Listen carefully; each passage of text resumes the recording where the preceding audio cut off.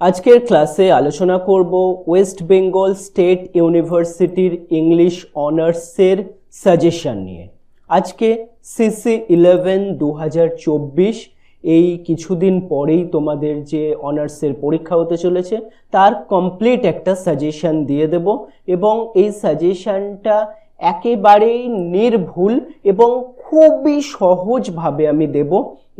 সাজেশনের মধ্যে কোয়েশ্চেন তো খুবই কম থাকবে এবং আরও একটা বড় জিনিস, এই কোয়েশ্চেনের উত্তরগুলো এতটাই সহজ ভাষায় লেখা যে তোমরা জাস্ট একবার যদি পড়ে নিতে পারো, কয়েকবার যদি লিখে প্র্যাকটিস করতে পারো তাহলে কিন্তু একদম ইজি হয়ে যাবে।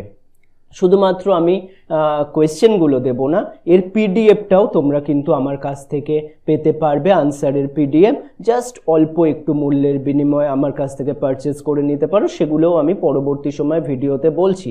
তাহলে প্রথমেই আমরা একটু দেখে নিই যে তোমাদের সিসি 11-এ কোয়েশ্চেন প্যাটার্নটা কেমন থাকে। এটা আমি 2023-24-এর কোয়েশ্চেনটা থেকে আলোচনা করছি, যেটা তোমাদের ক্ষেত্রে খুবই কম ইম্পর্টেন্ট। তোমাদের মেনলি তার আগের ইয়ারটা মানে 22-23টা important.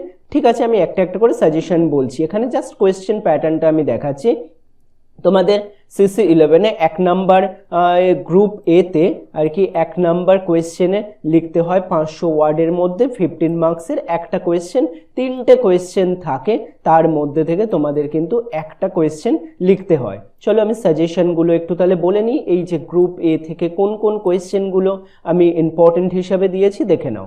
Critically discuss the title I Cannot Live With You as a Love Poem by Emily Dickinson। এটা হচ্ছে একটা কোয়েশ্চেন যেটা খুবই ইম্পর্টেন্ট। আশা করছি প্রথম কোয়েশ্চেনটাই তোমাদের আসবে এবং আরও দুটো কোয়েশ্চেন আমি দিয়ে রেখেছি একটু সেফ থাকার জন্য। What kind of relationship is depicted between father and daughter in the poem Daddy by Sylvia Plath? Sylvia Plath-এর এই ড্যাডি থেকে সেকেন্ড কোয়েশ্চেনটা এবং third question critically analyze Eunice D'Souza's Banquet as a feminist poem। এই তিনটে কোয়েশ্চেনের মধ্যে থেকে একটা কোয়েশ্চেনের কিন্তু অবশ্যই তোমরা পরীক্ষায় কমন পাবে। নেক্সট পার্টে চলো দেখা যাক কোনটা রয়েছে। Group B A, group B এও একটা আমাদের 15 মার্কসের কোয়েশ্চেন লিখতে হবে। এখানে দুটো কোয়েশ্চেনের অপশান দেওয়া হয়, তার মানে একটু বেশিটা জেন রেস থেকে, জেন রেজের হোয়াইট সার্গো ও সাগারিও সি, এখান থেকে দেখো কোন কোয়েশ্চেনটা দেওয়া হয়েছে গ্রুপ বি থেকে। তাহলে এবার সাজেশনটা দেখে নিই। এখান থেকে একটু খেয়াল করো, আমি কিন্তু দুটো করে কোয়েশ্চেনের একটা সেট দিয়েছি এবং যে পিডিএফটা মানে যেটা তোমরা আমার কাছে নিচে হোয়াটসঅ্যাপ নাম্বার দেওয়া রয়েছে, হোয়াটসঅ্যাপে যোগাযোগ করলে আমি যে পিডিএফটা তোমাদের মোবাইলে পাঠিয়ে দেবো, সেই পিডিএফটায় কিন্তু এই দুটো কোয়েশ্চেন অরে লেখা আছে। মানে এই দুটো কোয়েশ্চেনের একটা কম্বাইন্ড আনসার রয়েছে, যে আনসারটা পড়লে যে কোয়েশ্চেনই তোমার আসুক না কেন তুমি কিন্তু লিখতে পারবে। তাই discuss how Jean Rhys wide Sargasso Sea serves as a post colonial novel, এই হিসাবে সেকেন্ড কোয়েশ্চেনটা রয়েছে। এবং থার্ড কোয়েশ্চেন আবার Jean Rhys explore the theme of oppression and racial identity in white surrogacy, এখান থেকে। সুতরাং এই যে পুরো এটা রয়েছে, এই সেকশন থেকে তোমায় দুটো কোয়েশ্চেন করতে হবে। এই দুটো কোয়েশ্চেন করলে যে কোয়েশ্চেনই আসুক না কেন তুমি লিখতে পারবে। চলো নেক্সট পোর্শনে তাহলে দেখে নিই। গ্রুপ সি, মনে রেখো আমাদের সিসি 11টা কিন্তু একটু ডিটেলসে করতে, একটু বড় পেপার। এখান থেকেও 15 মার্কসের একটা কোয়েশ্চেন আসে, দ্য ইয়েলো ও ওয়ালপেপার, এখান থেকেও দুটো কোয়েশ্চেন দেয়, একটা লিখতে হয়। দেখে নাও সাজেশনটা কি রয়েছে।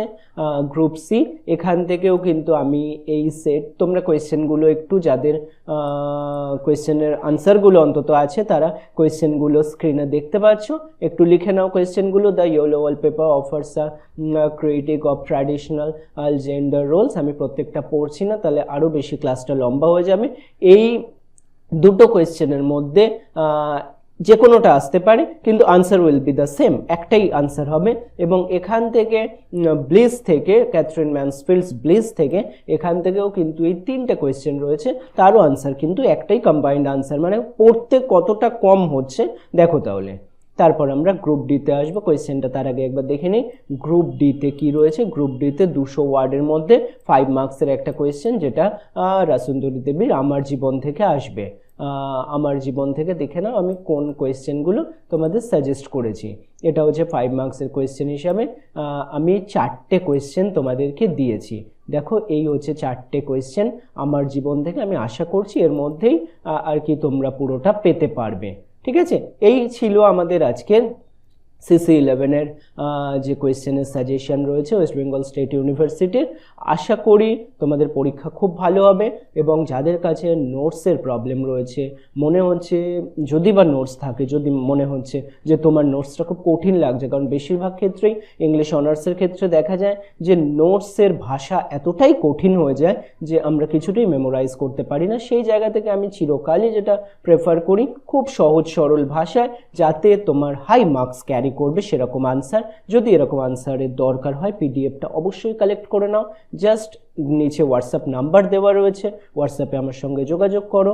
পেমেন্ট করার 5 মিনিটের মধ্যে আমি তোমাকে পিডিএফ পাঠিয়ে দেবো, এবং পরীক্ষাটা খুব ভালো যেন তোমার হয়।